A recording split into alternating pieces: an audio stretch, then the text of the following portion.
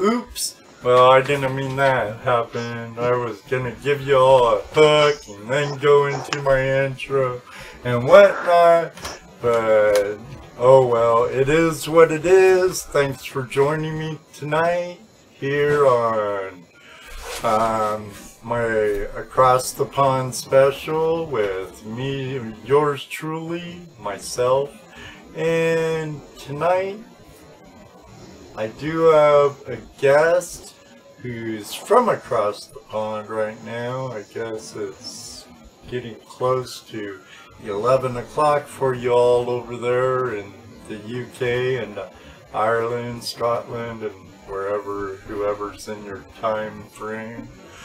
But let's bring in the pirate dredger, the real pirate dredger. Arr. How are you doing? Ed. I'm doing. Yeah, how you doing? Yeah, I'm doing fine, Ed. I'm doing fine. How are you doing? I'm doing actually really good. I really didn't do much resting on my Sabbath day, but I did quite a bit.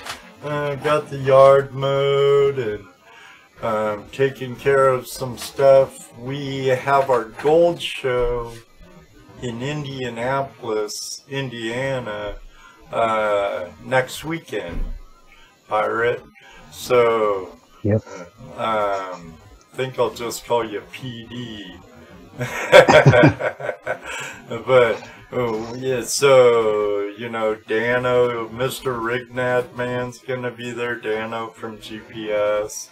Patrick Moore, who's in chat right now, he's gonna be there, and I doubt if Mr. Lodak's gonna come from Utah, but hey, if you're not subscribed to Lodak's channel or Pirate Dredger, head over there, become a subscriber, check out Mr. Lodak's last video. He has a really cool appreciation giveaway going on. Check him out.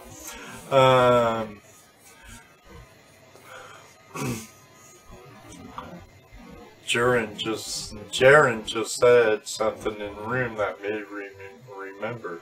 I do have a video in rendering right now, and it should be uploaded before the weekend's over. Toledo and Jess and I are running a gold cube of the caretaker at the LDMA Loud Mines, Croc. He's running his gold cube with my dream mat trays in it, and he's quite the character, so check it out when I get it uploaded. And enough of that BS. PD, or yeah, PD. got me thinking. I've been wanting to call you by your name like 5 times now, and I catch myself right in the middle of it. You're doing well. You're doing well. So tell me, my friend, how long have you been prospecting, and what's your story? Okay. Well, I started prospecting about 6 years ago now. I started off with a pan, a super sluice. I only thought this stuff was going to cost me a few pounds, but I bought a pan, and then I bought the pump. Then I bought a river sluice. It's like Angus McCurt type sluice, a drop riffle sluice with a wee bit of rubber on top of it. And that was how I started. I kind of sussed out at the beginning that it seemed to be in the gravel, so I kind of had the idea the more gravel that I can run or pump, the more gold that we hopefully should be able to get. So that's how I started off. I spent a year and I convinced all of my friends this was a great idea, and they all came and helped me for a wee while, but pretty soon they all came to the same conclusion. We're going to need to get a dredge. we're going to need to build something here. So so that was like maybe so I panned for basically a year. Well, hand pumped for about a year solid. Over here, we kind of worked through the winters, the kind of places where the fish are spawning, so you're not into gravel bars or sandbanks or anything like that, I'll just tend to work just in and round about the kind of bedrock itself, the semi-exposed bedrock. I've only got a 3-inch dredge, so I don't really like going into too much overburden, because it just takes too much time with a 3-inch dredge. If I had a 5-inch, that would be great, but I don't, so I can only work with the 3 just now, I'm afraid. Right. And you do work, well, we don't want to talk really about what you work, do we? See, that's the thing over here. When you're the pirate dredger, you really are. You have to be, because otherwise everybody will find out what we're about, where we are, and we just can't allow that to happen. So it's just best for everybody if we just kind of stay anonymous. Right, I mean, right.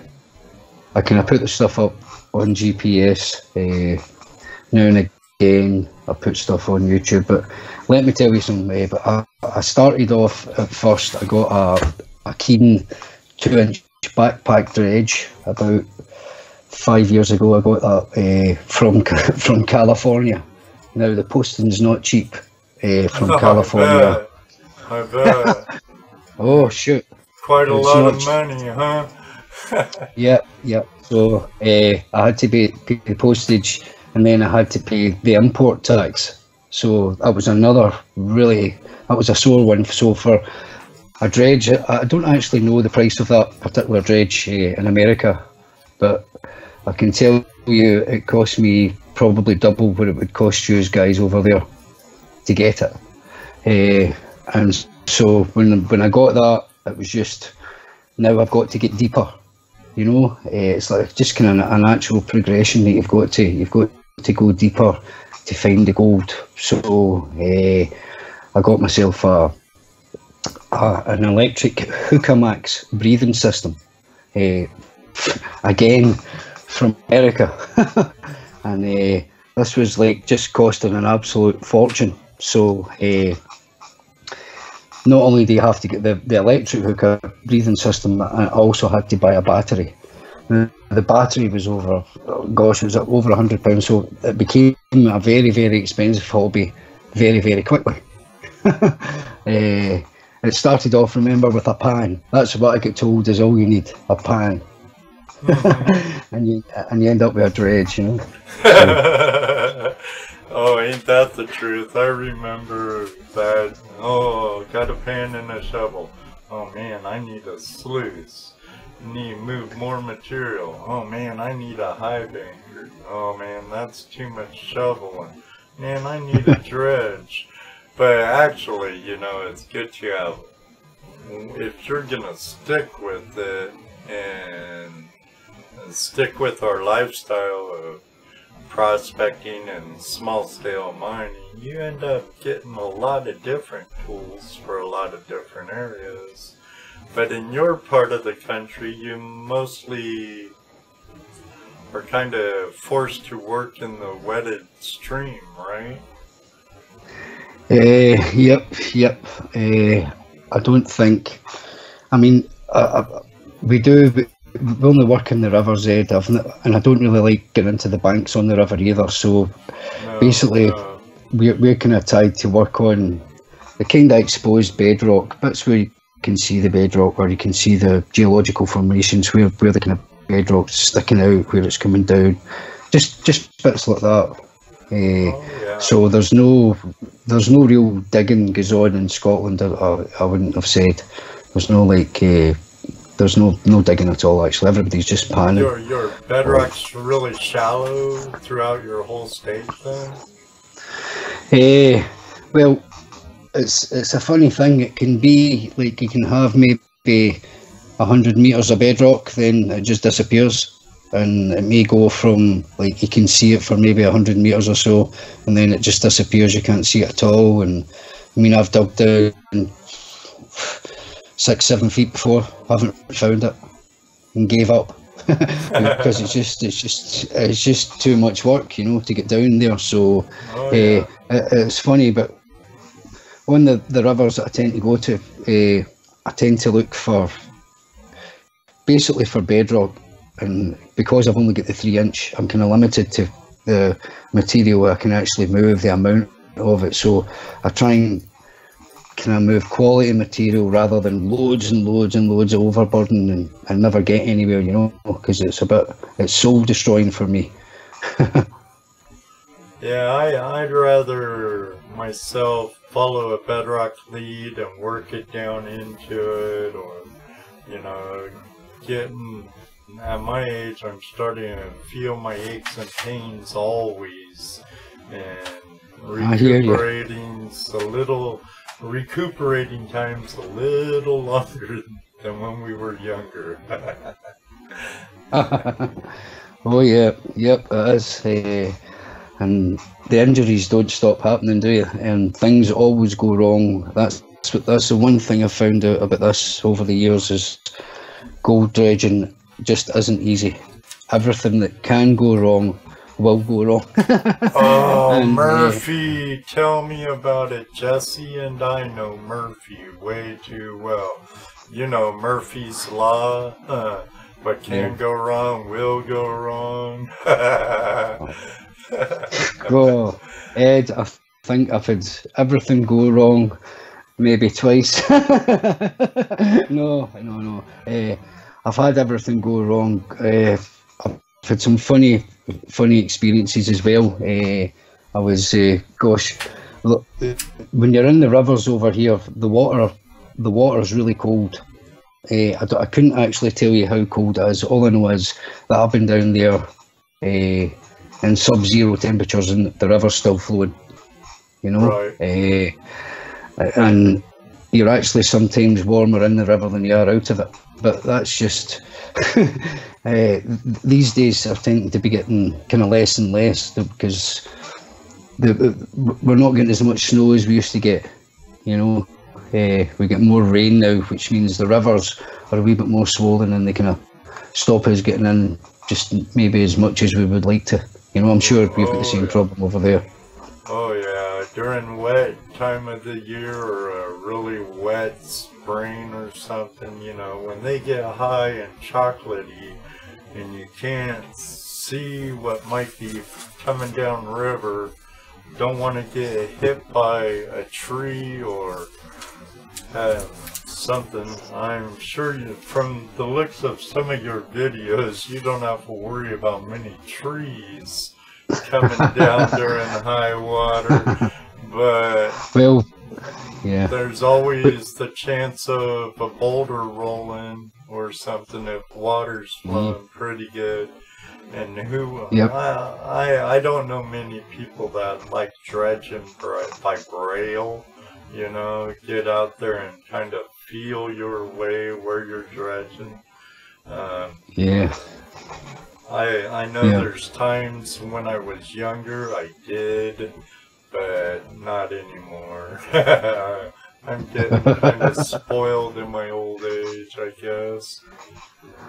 I think we're just getting old. I think that's what it is. You know, the water seems to be getting colder every year. So I don't know, but you've just this is what it's all about. You know, I think if you're dressed for it, you know, if you're wearing the right kind of clothing, it should be okay. It is okay. You know, it's just trudging about, and when everything's soaking wet, and you're just getting soaking wet before you even get near the river, you know. It's just a nightmare. It's a nightmare. When I lived in Washington, my Facebook friend Doug Steens was one of the brothers that were our partners. And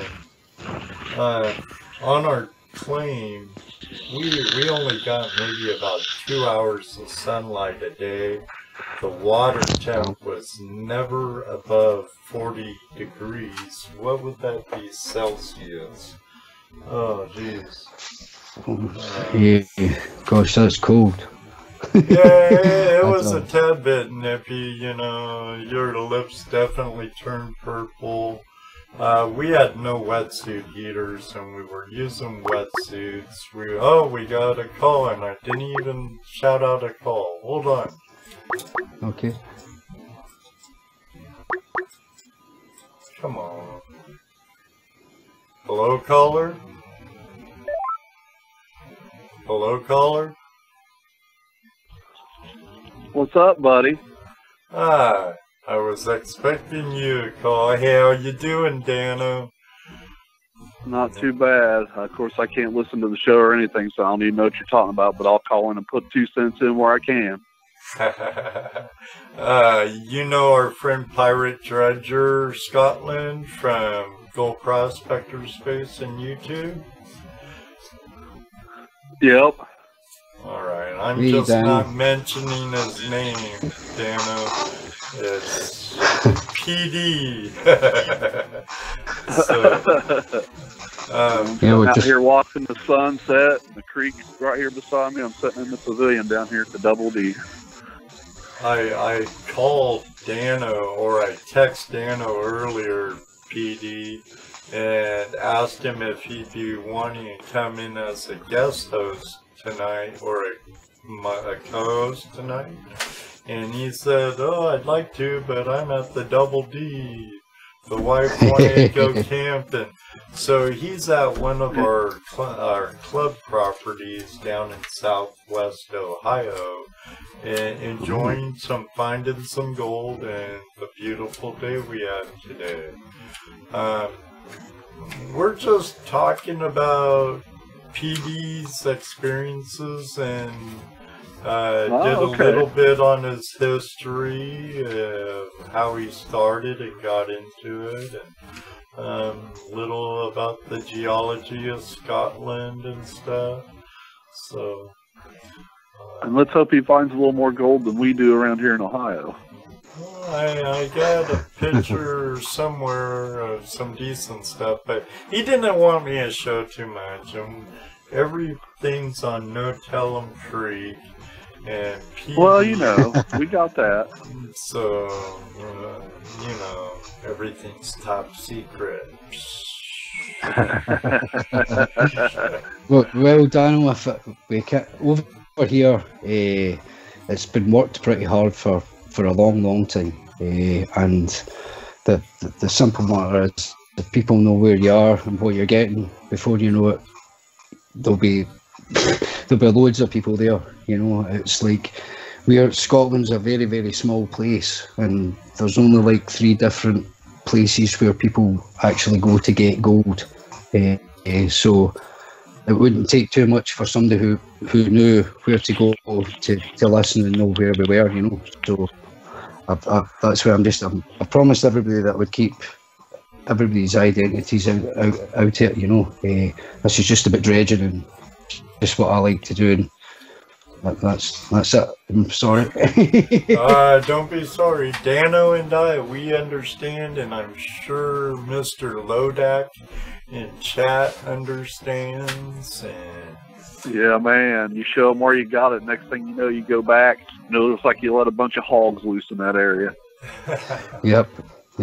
That's the way it is over here, definitely. You know, but it's kind of growing in popularity over here because of obviously your gold rush and all that carry on. You know, so people over here are kind of interested in it now. The gold mine that's actually situated kind of in the central belt of Scotland, or just a wee bit north of the central belt, or the central goldfield. Sorry, that's just reopened.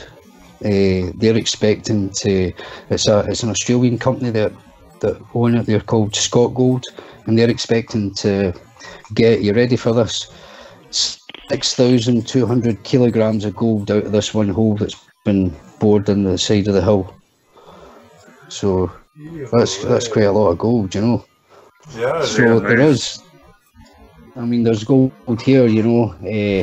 That basically in Tyndrum, you don't have to look too hard. It's the kind of place where they sell the gold pans for like the tourists, and they can go and buy a gold pan, and basically you can go and stick the gold pan in the river, any of the rivers in Tyndrum, and you'll find gold.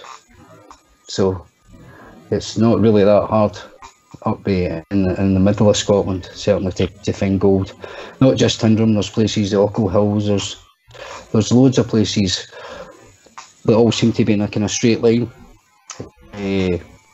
or a line running up the way, you know. So the gold there's it's abundant, you know. There's loads of gold because that area has never really been that. It's never been worked. I mean, the southern gold. Well, we had a gold rush over here. Nothing like the gold rushes you have in America or Canada or anything like that, you know. But we had one over here in 1886 when a guy who was over prospecting the fields, the gold fields in Australia, came back to Scotland. His name was Robert Nelson Gilchrist. He asked the guy who owned the land up there, the Duke at the time, if he could prospect his burns. So after he prospected the burns, basically, word got out and the gold rush started. It didn't last for long, but again, that area up there has been pretty heavily worked, and the southern gold fields as well, they've been mined. The Romans were in there, so God knows what the Romans got out of it. It must have been an awful lot that they took out of there, you know. And then again, that was worked quite heavily in the 1300s. So now, back to the Romans. Yep. PD. So it's, what part of Scotland did the Romans build the wall? Right, they built two walls. They built the Hadrian's Wall, and they've also built the Antonine Wall. I think Antonine got so far up and had enough of the locals, and they built a wall to keep us out because they considered us barbarians. So they got further up, and they got further up in this the kind of southern gold belts, if you like. So they started mining there.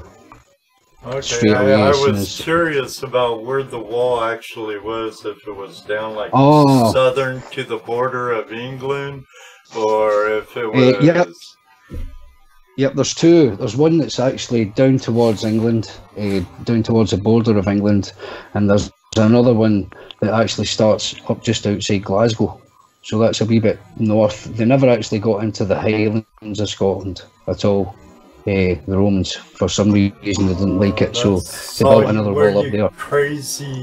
You crazy painted blue Scottish women and men was beating the crap out of those Romans. Well, I don't think they liked him coming here stealing their gold. Yeah, I bet. I guess the Highlanders like their yeller a little more than the Southerners, huh? Yeah. Well, I think there's in that part of Scotland it's not really heavily populated. It's quite sparsely populated. So I mean, you can see how the Romans got as north as they did, you know, before maybe they got into where the clans had, or at that time whoever had enough and said, right, enough is enough. But it's quite interesting. They found lead that was taken from the Lead Hills in the Roman village of Pompey, which was covered by volcanic ash during an eruption of Mount Etna. And they've been doing archaeological digs there, and they unearthed some pipes, and they reckon that the lead in the pipes came from Scotland. So there you go. There's another interesting fact. Some more cool history. Now, do you do any metal detecting also and look for old relics? Ed, in a word, no. It's only gold prospecting. I have tried metal detecting, but it's not. I mean, I can see how people like it, but it's not my thing. The swing, I prefer to. I hear you. I'm a prospector. I'm not a metal detectorist. Spit it out. Yeah, trying, Dan, trying. I tried it. I enjoy it, kind of. I have a lot of friends that are really into it, but it's not my bag either. I rather be on the river, in the water, on the stream, in the water, either shoveling or dredging myself. Yep. I mean, I would rather use dowsing rods or have a wee go with them. They're probably more accurate than most of the metal detectors I've used.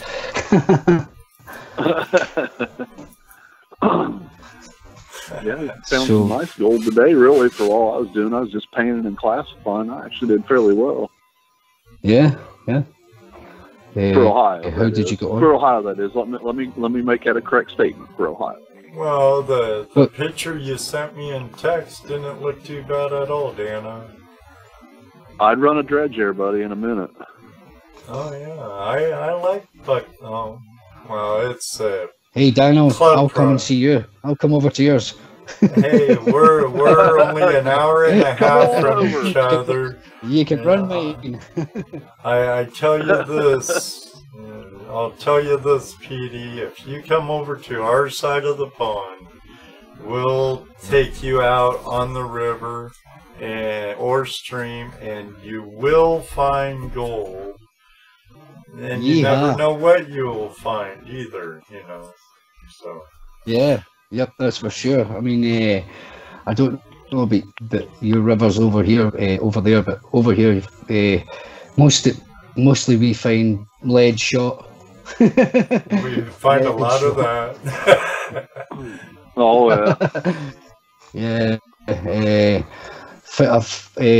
Most of the time, it's just, as I say, it's just dredging. That's all I seem to do. You know, I just can't get it.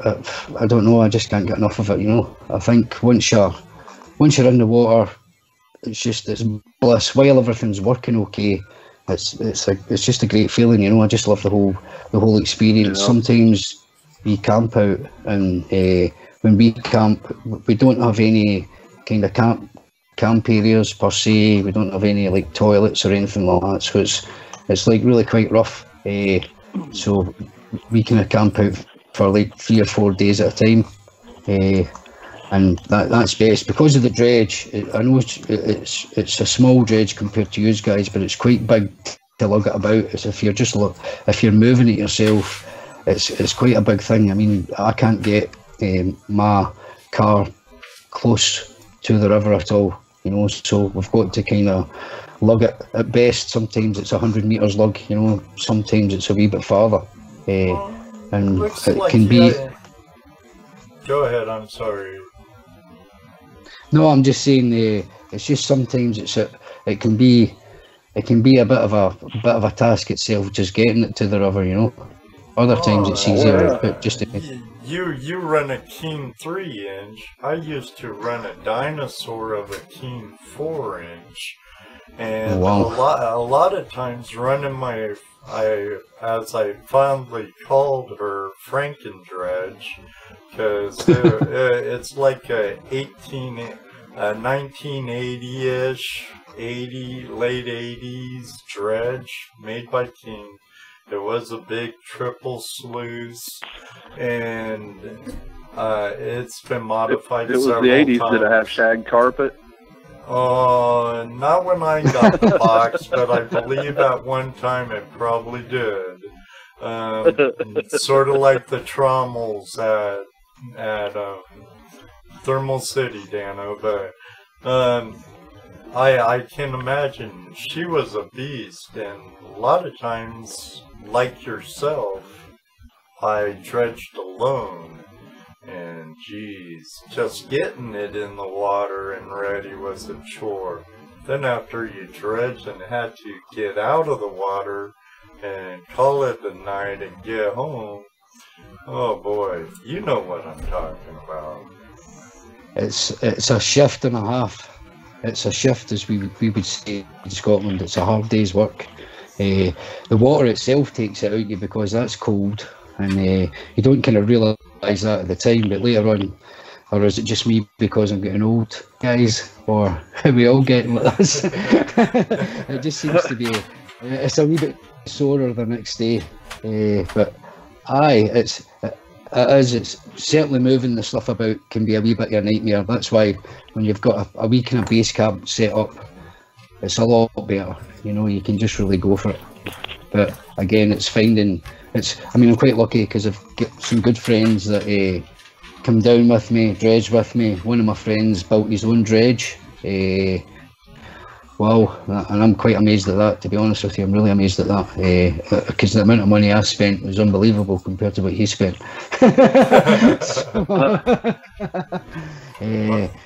But it's good now. We've had some funny things go wrong as well, Ed. I bet have you had anything go wrong yourself while you've been under the water? Have you had anything go wrong? Oh yeah. There was a time back up on our claims, and this one claim in particular, the sneak shoe. It was in a canyon, so we had tons of bedrock, right? And we were working this plunge hole under a waterfall, and I was down there. Doug and I were under the water. His brother Don was up on top, and I would be filling up buckets of rocks, 5-gallon buckets, and Don would be hoisting them up above the waterfall because that was the most convenient.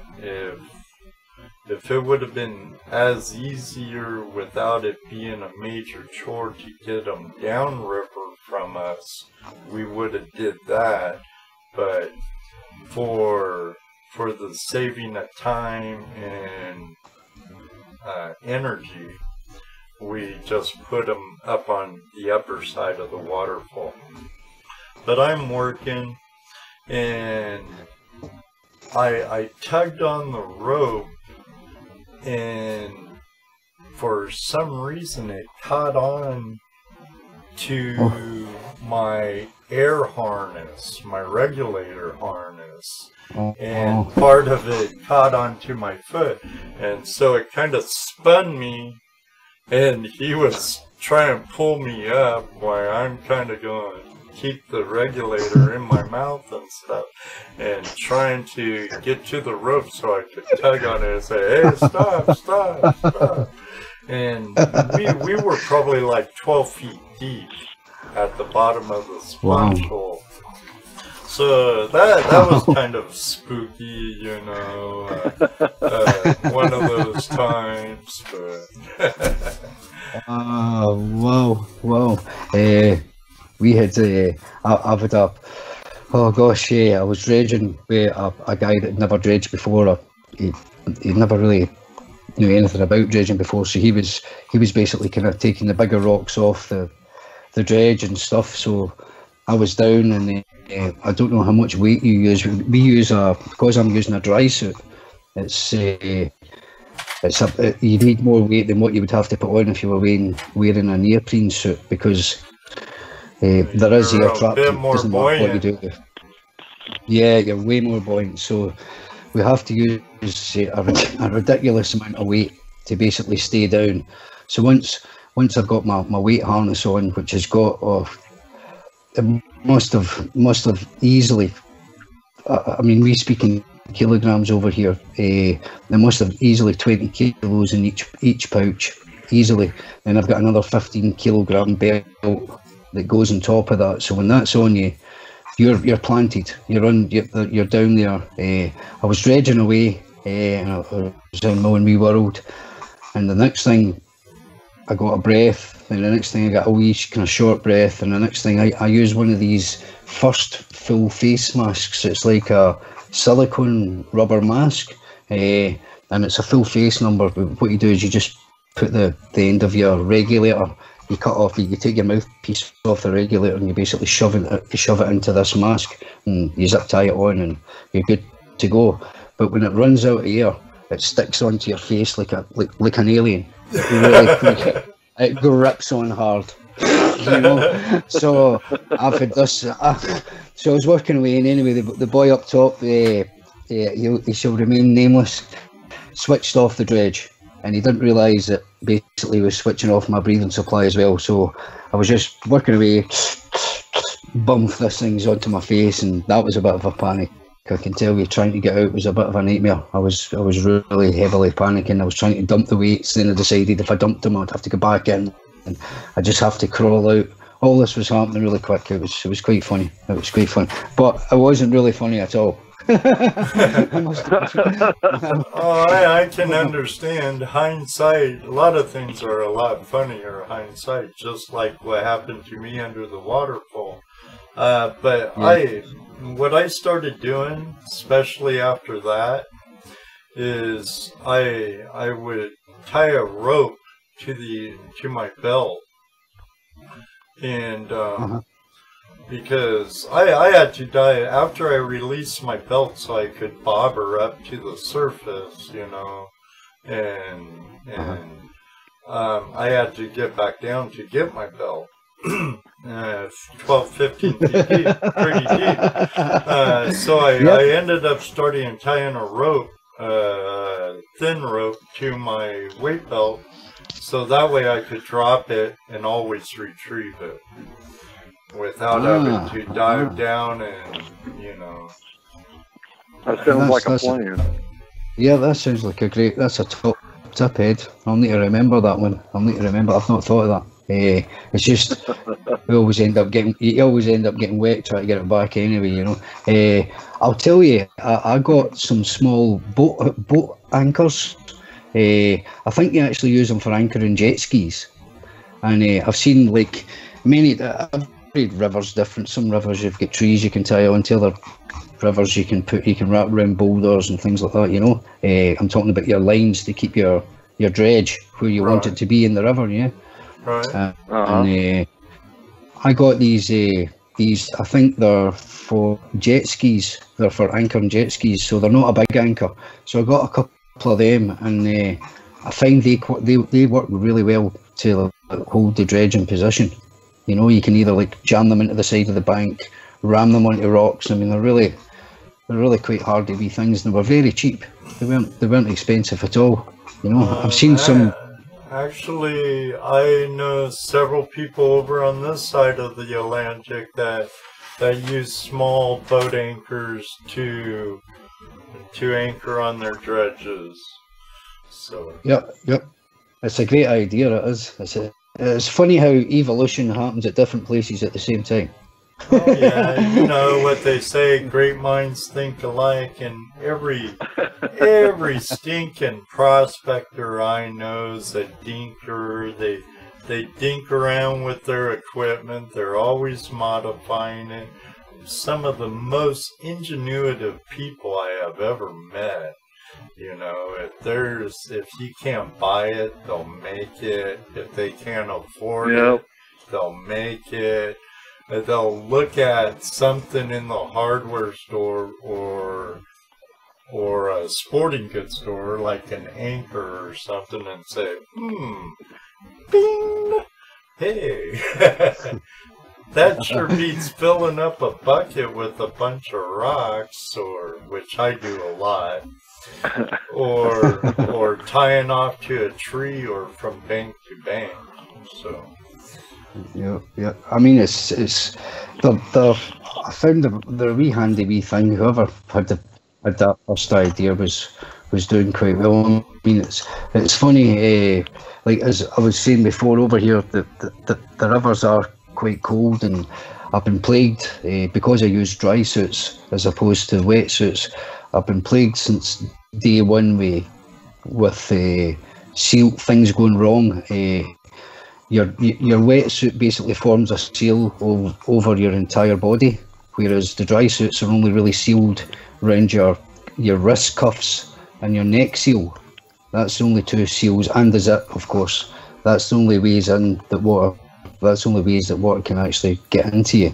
Now, if one of these seals goes while you're under as well, that's quite. I mean, that's mind numbing. You need to get out of there rapid. That's your day over. That is, you know, if your cuff seal's going. So I've went right through from like rubber seals to 3mm neoprene seals to back to rubber seals. Now I've adopted this system. It's a Cytec system, and it's basically it's foolproof. If you have a seal that goes wrong while you're out, it doesn't mean the end of the day. Well, it does mean the end of the day because you're cold, but it doesn't mean the end of the trip because you can replace these seals yourself, which again is it's a clever thing, you know. I had an neck seal go there, and the last time I was out with my good friend Davey, my neck seal went, and it was just instant. It just saps all the goodness out of you straight away. You're done as soon as you're wet. That's it. It's game over. Well, yeah, you're wearing a base layer under your dry suit also, right? Some thermals or something. So if you lose a neck seal or a wrist or ankle seal, if that base layer gets wet, you're even going to be colder, huh? Yeah, I mean the undersuits we use. The undersuits we use are basically, they're like I use like a 100-gram suit and a 200-gram suit. The 200-gram suit's like it's for basically, you could go into the Arctic with it. So it's really thick and it's padded. So if it does get soaked with water coming in, it basically holds it, and it'll keep you warm to a certain extent. But when there's water gushing into your suit, you're just instantly freezing. Or cold, just instantly. It's just that's the downside to dredging. Downside to dry suits, at least. Yeah. Well, it is definitely. But there's things you can do to armour them up a wee bit, because these suits are expensive and you don't want to be buying them all the time. I mean, my old suit, which just let me down this year, was basically 10 years old. I bought it second hand from a dive shop, and basically, well, I had it for 5 years and it served me well. And it let me down. It just started going one after another. I had a cuff seal go, then I had the neck seal go, then I had another cuff seal go, then I got the neck changed. Oh God! So it wasn't very good at all, to be honest with you. So I just changed, and I've changed now to a kind of newer suit. And as I say, hopefully it's going to be hassle free, and we can just go on with it. You know, just go on with dredging. I can Yep, I could talk to you. We've got a beastie over here. I mean, I hear you guys over there talking about insects, and you've got all these poisonous snakes and bears and big cats. Everything wants to eat you over there. You know, I don't know how you do it. Do you take guns everywhere with you? Some places, but out west, it's when I take a gun, it's usually to be a deterrent to two-legged snakes, other than the wildlife. But here in Ohio, it hasn't been too bad when you're in the water. I don't worry about the snakes this far north because they're pretty much a black water snake, you know, nothing more than a gardener. Yeah, nothing much to worry about snake-wise.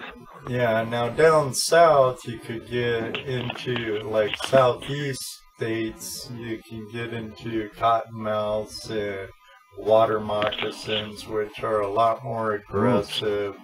They are poisonous. Yeah, or a copperhead here and there. Yeah. And do these snakes, do they actively chase you, or do they run from you, or? I hear the cottonmouths and copperheads, or coppermouths, water moccasins. They can be fairly aggressive. You know, like out west where, you know, on the wet side of the Cascades in Washington, where BMXer Don #101's from in the chat room, he's from really close where my mom is, and you're not gonna see nothing poisonous there. If you get attacked by a cougar walking in, you're not gonna see that happening. So unless you're really lucky, you won't even have time to pull your gun. A bear, you make noise, the bears will stay away unless it's a mama with cubs close by. But it sounds very dangerous. I usually only time I ran across rattlesnakes, they're more afraid of you, and they'll let you know if you're too close. You know, they'll make their rattle, and they won't really attack you till they feel it's life or death. You know, they get in that fight or flee mode, and then you might have to worry about being bit by a rattler. But no, personally, the only time I carry guns is pretty much for humans are way too unpredictable, and and if they see you packing, it's, you know, a thug, a criminal. They're not gonna mess with someone who's packing.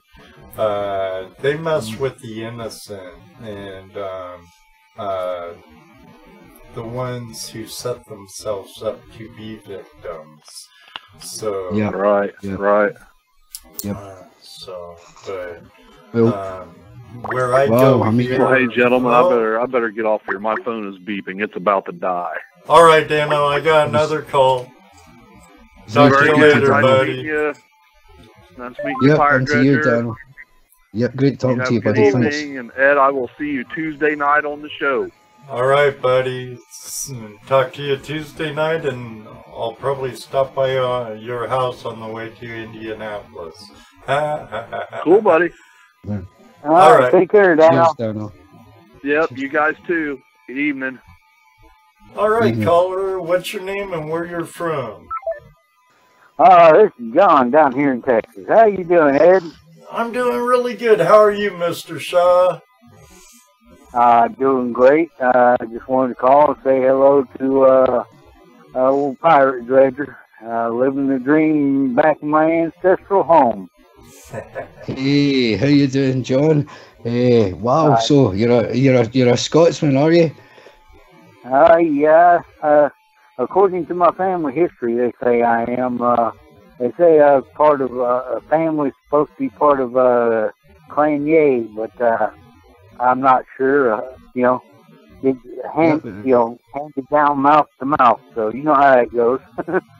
Yeah, well, it could well be true. I mean, during the Highland clearances we had over here, I mean, many people were sent all over the place, So it could well be true, and a lot of Scottish people went over there anyway, settled in the New World, A lot by choice and a lot by that didn't really have the choice, or just that was just the way it had to be. So in those days, but yeah, it's good to hear from you, Joe. It really is. So how's the prospecting going with you? Doing pretty good. Like I say, I'm down here in Texas. I do a little bit in my driveway and a whole lot of pay dirt in my backyard. Yeah, well, that sounds the best way. Yeah, I enjoy it. Like I say, and I get some extra dirt every now and then, and I'll take it over to nursing homes and do some demos over there, and get to see all kinds of smiling faces. That's worth everything. Did it ever work out for you, John, to see ToledoJess while he was down there? It didn't work out this time, but I'll get in the river with y'all sometime. All right. Well, it's a bummer. He wanted to meet up with you, but we all know stuff happens. So right on. Oh, yeah. Well, I had a little trouble with my truck, so everything just didn't quite want to work out right. But it'll work out one day. Oh yeah, no worries. Yeah. Swings and roundabouts. One day I'm gonna get over there to Scotland. I gotta, like I say, I want to see the ancestral home at least once before I go. It's on my bucket list. Well, John, if you ever come over, you look me up, John, and I'd be more than happy to spend the day with you. Take you about some places, and we could do a wee bit of prospecting and try and find out more about your clan. That's what I could do. I could try and find out a wee bit more about your clan for you. See whereabouts in Scotland you came from. Yeah, and like I say, I just find out a little bit on the internet and then try, listen to my family talk. And but we just do the best we can. And I just wanted to say hello anyway. Give you a good old Texas howdy. And howdy back at you, and hello from Scotland. It's good to hear a fellow Scotsman at last. It's good. It's good. You'll never remember you're a Scotsman for life. That's just the way it is. That's for sure. Well, y'all take care, and I'll talk to y'all later. Okay? Excellent. Okay. Thanks for calling in, John. Cheers, buddy. Bye. Well, actually, I'm Heinz 57 there. I have a little Anglo-Saxon, German, Austrian, Scottish, Irish, English, and who knows what else be in there. Part of my clan is the Marshall clan from the island of Skye, which actually Skye. My children.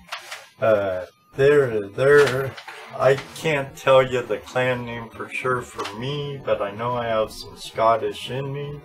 But my children are part of the Marshall clan of Skye, the Isle of Skye. Isle of Skye. Well, Skye's a beautiful place. It's a beautiful place. There's a few clans that I know about from up that way. The McDonald's and stuff like that. I think they were up there as well. Gosh, there's loads of them. Clans over here are like rivers in America. Many of them. Right. Now, have you ever prospected out on the island of Skye? No, I've never actually been there. I believe Skye used to be at one point in their timeline. It used to be like a super volcano. It was supposedly 5 miles wide or something like that, and it erupted. And the mountains that you have in Skye, the Coolins, they're basically all that's left of this. Well, they're basically the rim of this giant crater, which is basically there's nothing in the middle of it. It looks as though sky looks as though the top right of it's just been blasted from the face of the earth. Oh, wow. Yeah, it's quite rugged up there. As I say, I've never been right round Skye. I've been to Skye a few times, but I've never actually been to right up north and right over. But you can see the mountains from Skye from quite a distance. They're quite big. They're quite famous as well. So that's the cool ones. It's a bonny place. It's a bonny place. I know it would be a boat ride for you, but have you prospected like Ireland or anything yet? I've not actually. I would love to go over there. I believe I believe in Southern Ireland you can't dredge, but I believe in Northern Ireland you can. It's quite a kind of similar set. Southern Ireland's kind of similar setup to Scotland. So in short, no, I've never been over there. The kind of the gold that comes from the area that I go to it's very, very similar to the gold that's over in Ireland. I think it's all part of the same fault. Sorry, I mean the gold that I'm after. It works out. The stuff that the Romans took, that was 22.8 carats pure. Wow, some really pure gold. I think it's amongst some of the purest gold in the world. It's not the purest gold in the world, but it's amongst some of the purest gold in the world. So, right. But as I said, I was going to say, Ed, it's been most of the places have been really worked to bits over here. If you're not going to Tyndrum, you're not guaranteed to get gold. But if you go up to the central belt of Scotland, up to Tyndrum, just all round about Ben Louis, you're going to find gold. There's gold everywhere up there. I could imagine it's been worked heavily over there. The Americas, granted, is an old country in itself if you're going back to the First Nation and whatnot. But a lot of them had no use for gold except for pretty jewelry and stuff. Couldn't feed them, couldn't protect them, but the Spanish sure like to steal a lot of it, but nothing against any Spaniards out there. But no. But they did. They were good at stealing gold. You've got to give them due. They were good at it. But I think the gold over here, the gold I'm after is the same stuff as what the Scottish crown jewels are made out of. It's the exact same kind of, what's that, DNA fingerprint. It would be on the same. It would be on the both of them, So it pretty much came from the same belt and maybe the same veins, huh? Well, you never know. I'm hoping so. I'm hoping so. The stuff. The further north you go, I mean, I'm not quite sure how pure the stuff in Tyndrum is, and I'm not quite sure actually how pure the stuff in Kildonan was. That's actually the name of the river in Helmsdale. So if most guys are ever going up to Helmsdale, for all you guys in the UK that listen, if you're ever going up to Helmsdale, it's a trek. It's quite a trek to get to it, and when you get there, Kildonan's a further trek. You have to get there, Ed. I mean, you drive basically up to like the northeast of Scotland, and it's quite remote. The landscape changes. The mountains aren't there anymore. They're kind of flat. They're just wee bumps you get here and there.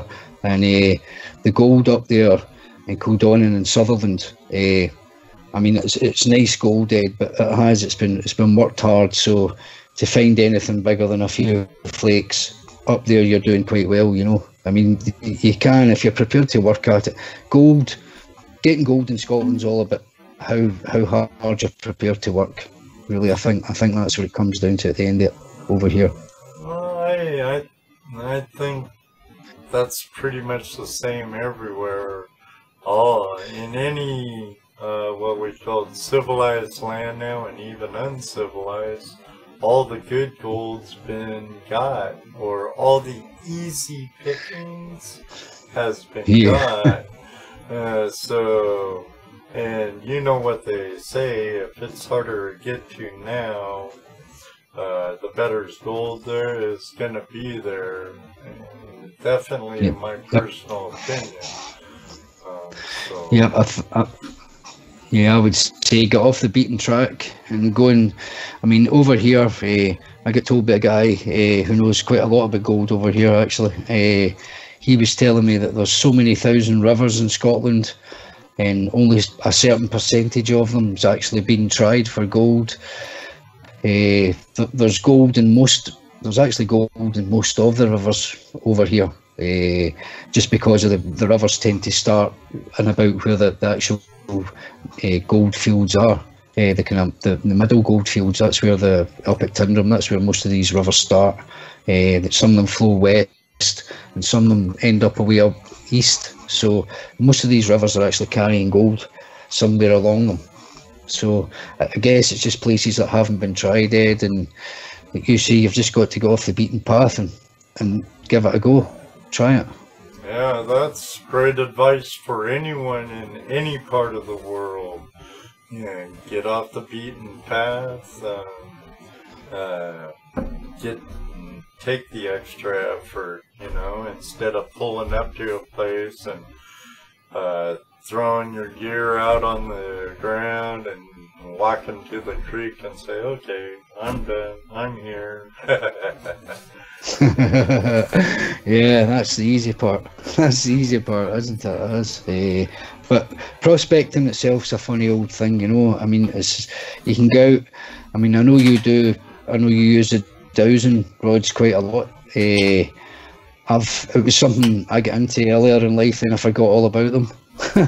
And then I watched. It was actually watching one of your Flash in the Pan, the videos where you actually make a set of dowsing rods. I think you make them out of bucket handle.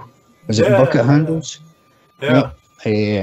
That was what kind of made me kind of rethink the thing, and so I sent away and I got a pair of Wiccan dowsing rods from the Cornavai, some crazy witchy people down, witchcraft believers down in Devon in England. They sent me up these special, I call them witching sticks. Yeah, I call them witch sticks a lot myself too. I don't know how they work, Ed, but I just know they do. It's voodoo magic, as I say to everybody. It's voodoo magic. I'd like you not to think it's voodoo magic for my own soul's sake, but I don't want to be practicing no witchcraft, but they seem to work. No. I like to think of it as physics. Yep. I mean, everything gives off an electrical field. Yeah, everything. Yeah. So I don't know if it picks it up or it doesn't, but it seems to work. 9 times out of 10, it seems to work. I'll tell you a funny story before I go. I was actually in a river, and you know how your rings go a wee bit, your hands shrink. I lost a ring in the river while I was looking for gold. I lost a gold ring. You believe that? There you go. Oh, wow. That's prospecting for you, isn't it? You lost a gold ring. Now, did you find it with your rods? No, I never found it again. Big rains came. I didn't even realise it wasn't there. Big rains came and bump.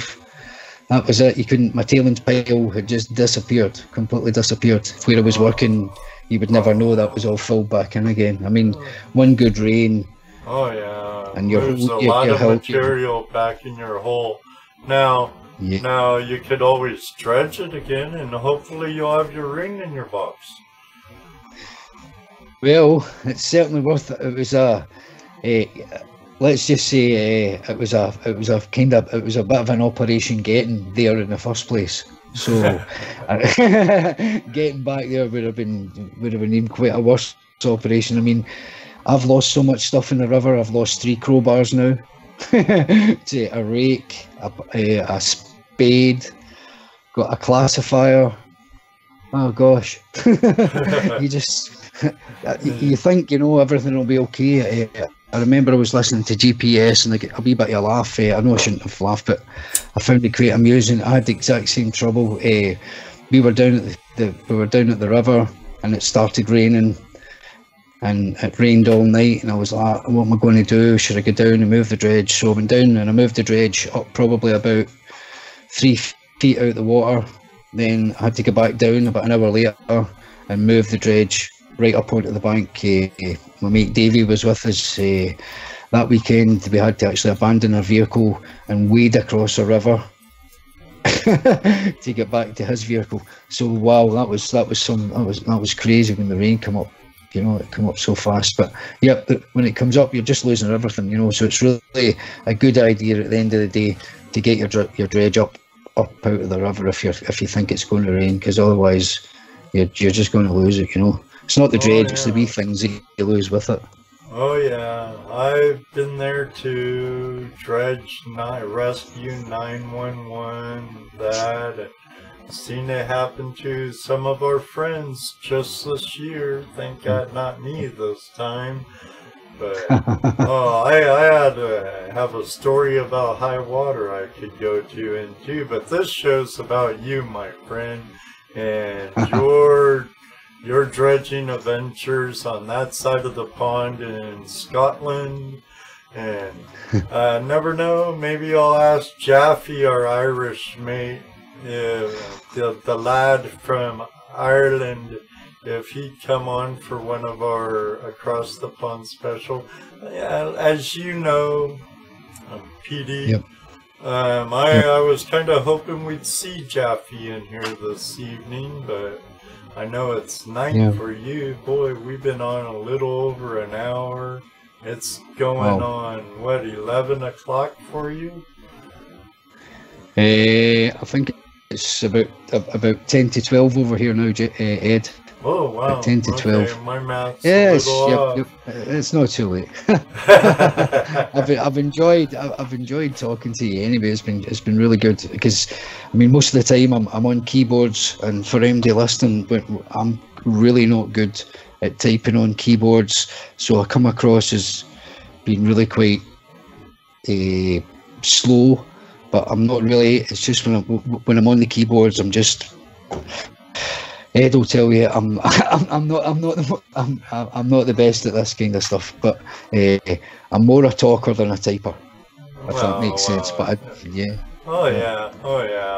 I know some people, they type with like one finger, and it's like. That's me. So I'm great. I'm very glad we could be on this, and with technology like Skype, where you're a third of the way around the world, or a quarter, and we could still talk like you're right here. So yeah, it's amazing. I mean, I just think you guys in America. In the states where you can dredge, you are so lucky. You know, you really are so lucky. Everybody I know would love to come over to America and dredge. You know, the bits of gold, especially. I mean, this gold diver that's on the TV. I know it's a bit of a drama, but it's I mean, it's everybody that I know would love to do that. You know, I'm sure every dredger, no matter where they are in the world, would love a go at dredging in Nome. You know, that would just be. I think that would be the pinnacle of like any kind of dredging. You know, but for the meantime, we've just got to make do with sunny old Scotland, which is quite cold. I was trying to figure out how north we are in comparison to yourself. You know, I think we're in the is it the 59th or the 58th parallel? Would that make sense to you? Oh, well, you're way up. I don't know. Then you're probably up there by Ray in Alberta on the parallel. Let me see, because Washington is like 49 degrees latitude. So You say you're 53? I think it's maybe even 50. I think it's 58. Yeah, so we're in the same. You'd probably come across like New Brunswick or Nova Scotia, you know. Yeah. If you would fly straight across over to us, that'd be cool.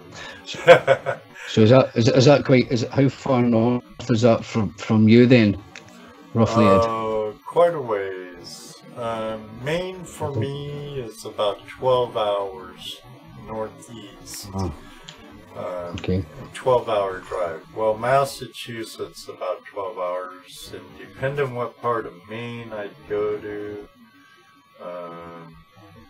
So New Brunswick, Nova Scotia would probably be another 6-7 hours beyond that. Going through Maine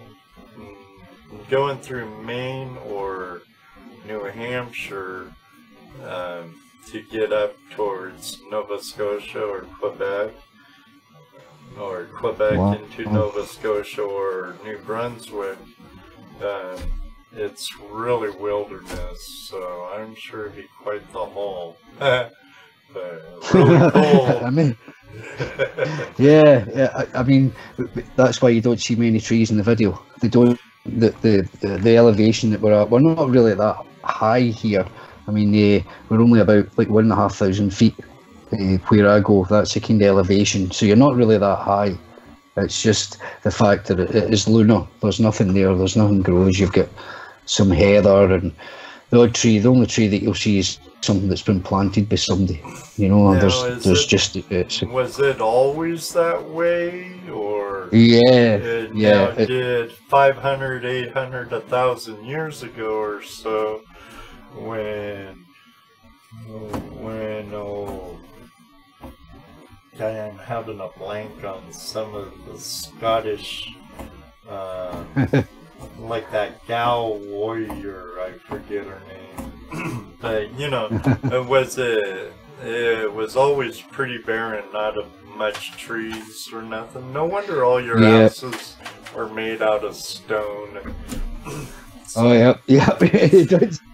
I wouldn't like to live in a wooden house over here. It would be bolted. It would be very, very cold. It would be cold. Some of the winters can be. They're not as cold as what you get, but it's just we get. It tends to be rain, but it's a cold dreich.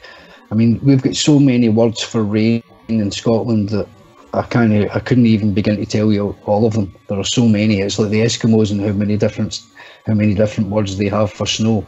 Sounds like some parts of Washington State I know. I think it's quite like where Old Razor is. Oh yeah, up in Juneau, Alaska, it'd be quite the same. You know, that's probably be right. You know, Juneau, Haines, Skagway area. You know, Anchorage, a lot of rain, snow, cold, and gold, and gold. Yeah, I can't forget that yeller. Well, I know it's late there, my friend, and thank you very much, Pirate Dredger, for joining me for this Across the Pond special.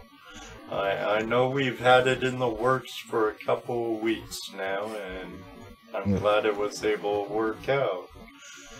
Yep, I'm really well, Ed. Thanks for having me on. You know, I've always been a fan of you guys, and this is great. And I'm a fan of you guys, all of you guys. Basically, that's it. Full stop. You, Jess. I think he's just brand new. One of the best. One of the best shows on YouTube for gold. Full stop. I mean, he's doing it all right. You know, he's a good guy. So thanks again for having me and letting me ramble on about some Scottish stuff. So I hope that's kind of cured your curiosity for now, and I'll do my best to find out about the Clan Marshal for you. Okay. All right. Thanks. Yeah, no problem. Thanks, You're welcome. Man. You're welcome. But no problem. Well, I'll let you go and get to bed or get ready for bed. I'm gonna do some announcements for Tuesday's show, and thank you again very much, John, and may you always have a flash in your pan, my friend. Thank you, Ed. Arr. Arr. All right, everyone. We'll see you later. Good night, everybody. Bye now. Bye. Everybody say thank you to my friend Pirate Dredger. No, don't say that, Joseph. Don't say that. No names. No names. All right. Excellent. Excellent. Oh. Yeah, it was good having Pirate Dredger on, and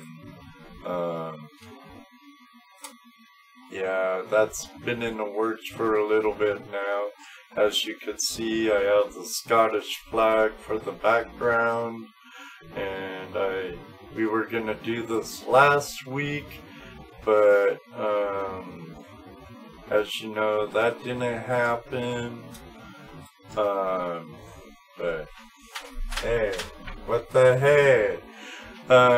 But here coming up next weekend, if you're in the surrounding area of Indianapolis, you know, if you're in Ohio or Illinois or Kentucky or Michigan or Tennessee, whatever, head over to Indianapolis next weekend. Patrick Moore, Dano, and myself, along with ToledoJess, will be in the gold panning booth all day Saturday, doing some pano demonstrations and helping you find the gold in the booth. And yeah, you're a little late, just like so who am I trying to think of? Terrible Gold Miser was, but that's okay, Brother Joseph. Better late than never, my friend. Thank you very much. You can watch it when YouTube processes it, and if you're catching this, catching the pre-recorded show, don't forget to comment below. That'd be greatly appreciated. And if you were here for the live show, like a lot of you were, thank you very much for joining Pirate Dredger and I for this Across the Pond sketch live TV for you, and ad-libbing at that. Gotta shoot from the hip.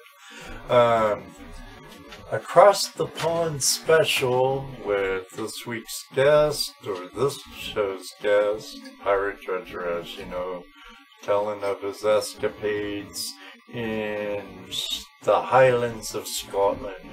I about got me own accent talking with the guy for a while.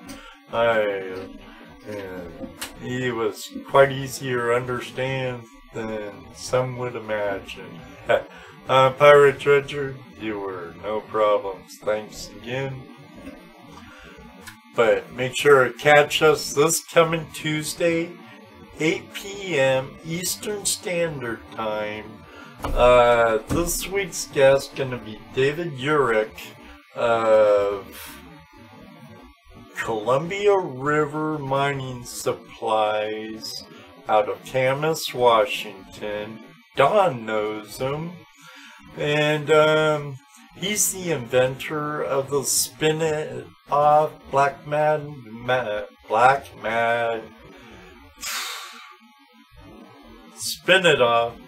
Sand Separator. But he's a really good guy. I've met him a few times, and once I get back to Washington State, I would like to do some gold beach mining with them. But he'll also be at the Indianapolis Gold Show, and he will actually be on the show while on the road to out here. He's leaving Monday from Washington to head east to the gold shows, and so I look forward to a good show for that. And on the 24th, we're gonna have Klint Washburn on again from Gold Claw, and I'll be meeting him at the Indiana show also. And we have a pretty good lineup. And Ray, who was in the room, Ray, are you still here? Ray is from Sluice to You Pay Dirt out of Alberta, Canada, and he mines the Saskatchewan River. So that's on the 28th of November, so you have a ways off for that. But so far we have David Urick next week, then Klint Washburn on the 24th, and on Halloween night, I do not celebrate Halloween, but on the 31st of October, we have Jonathon Parrett of Hookmyster Prospecting and Outdoors in Greensburg, Indiana on as a guest. And then on November 7th, we have Patrick O'Masters of American Metal Detectorists group on Facebook. See, there's one for you, Jaron, a metal detecting group. See, you know, I try it. I go out. I own two. Then we're having Rich Cooley on the 14th from Prospectors Radio. And MDV's going to be on the 21st of November from ipanforgold.com. And like I said, on the 28th, Ray is from Sluice to You Pay Dirt's going to be on.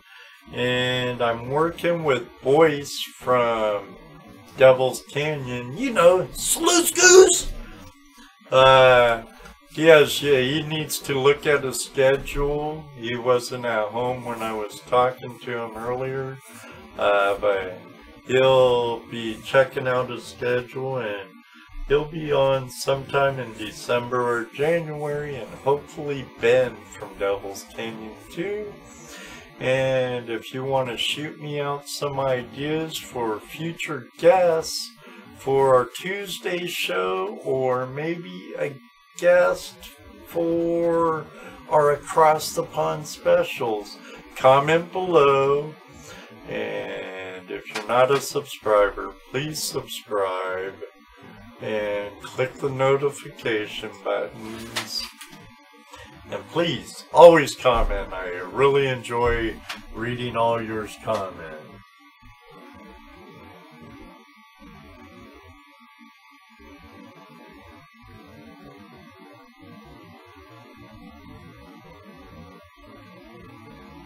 Well, I don't know about that, Joseph. It's spelled Jurin, and I was told I say it wrong, and it's pronounced Jaren, but I don't know. Take care, Don. Thank you for joining us. Along with all of you, I don't want to ramble on. I have things to do and want to call it a night on this thing. I have had to re-render my video and editing, so hopefully it will get done before too long.